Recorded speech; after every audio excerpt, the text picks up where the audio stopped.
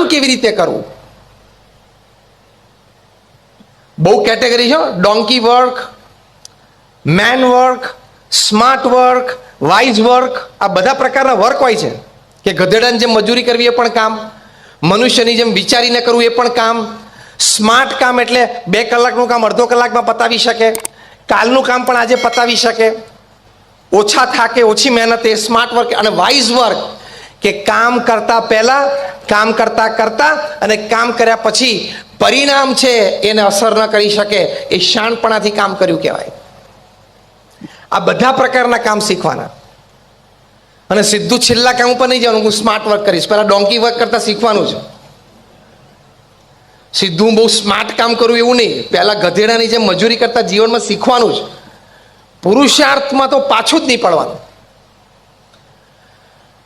પ્રમુખ સ્વામી મહારાજે પણ ખૂબ કામ કર્યું, પણ કામ કરવાની રીત, એનાથી માણસ સુખી થાય છે.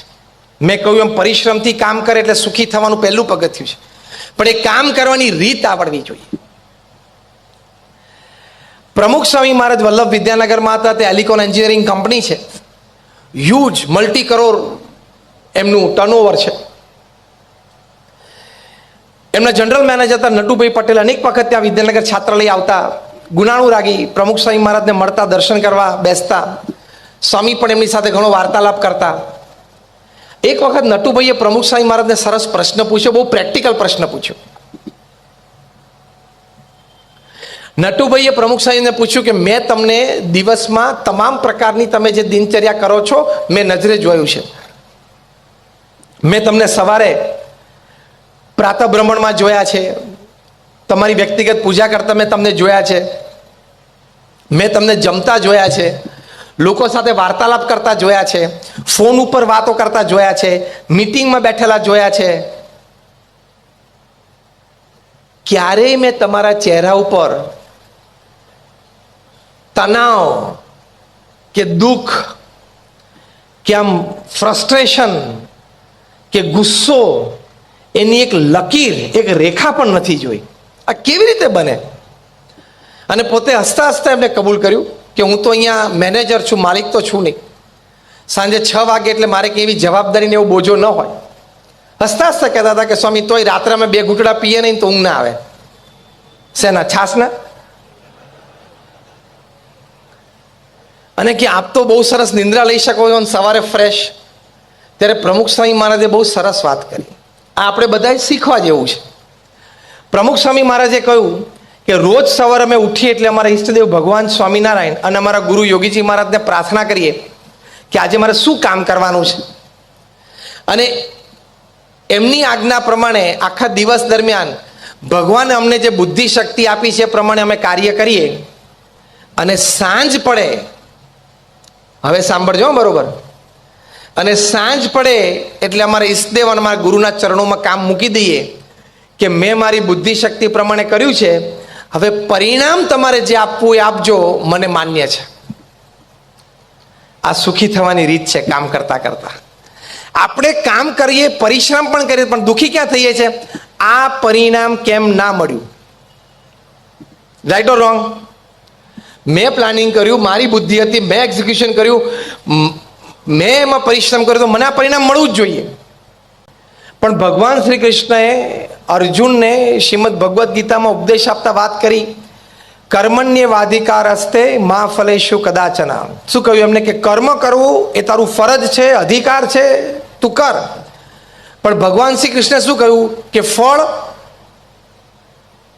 હું નક્કી કરીશ, એટલે કે ભગવાન નક્કી કરશે. કારણ કે આ વાત હું તમને પ્રેક્ટિકલી સમજાવું. હું 2 પ્રશ્ન પૂછીશ ને 2 પ્રશ્નમાં તમે બધા હા પાડશો, કોઈ ના નહીં પાડી શકો. એટલે તમને પણ લોજિકલી તર્કથી આ શ્લોક સમજાશે. પહેલો પ્રશ્ન, તમને બધાનો અનુભવ હશે કે કોઈ કાર્ય માટે કોઈક વખત તમે ખૂબ સારું વિચાર્યું, ખૂબ સારું આયોજન કર્યું, સારો પુરુષાર્થ કર્યો, યોગ્ય વ્યક્તિઓ પણ તમારી સાથે હતા, મટીરિયલ મેન મની રિસોર્સિસ જે અંદર મૂકવાના તે પણ તમે મૂક્યા, છતાં પણ ધારી સફળતા ન મળી, સફળતા ઓછી પણ મળી, અને કોઈક વખત નિષ્ફળ પણ ગયા. હા કે ના? હા કે તો આંગળી ઊંચી કરો. આપણે બધાને અનુભવ છે.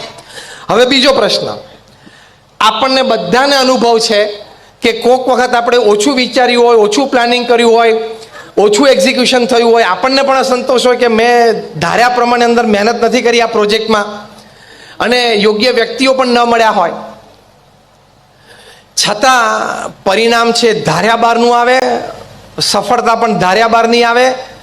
હા કે ના? તો કોઈ દિવસ આ શાંતિથી વિચાર્યું છે કે આ કેમ થાય છે?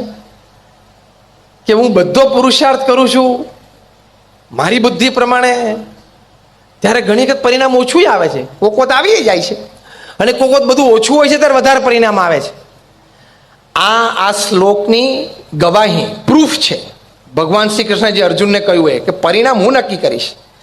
કારણ કે 10 ફેક્ટર એવા હોય કે જે સફળતા નક્કી કરતા હોય, તો સામે 10 ફેક્ટર એવા છે જે તમારા પ્રોજેક્ટને નેગેટિવલી ઇફેક્ટ કરે છે, જે આપણા હાથની વાત નથી. તો પછી પરિશ્રમ અને કાર્યમાં સફળતા તો મળે છે, પણ સુખી થવા માટે આ વિચાર બહુ સ્પષ્ટ છે.